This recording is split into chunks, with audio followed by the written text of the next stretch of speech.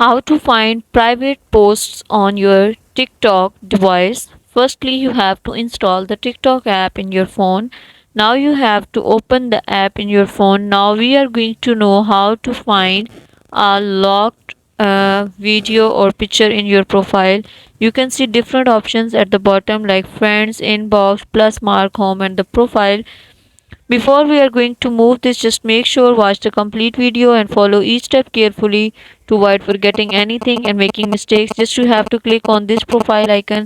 Now you can see here there is a lock option. When you have to click on it, you can find private videos on your TikTok. Thank you so much.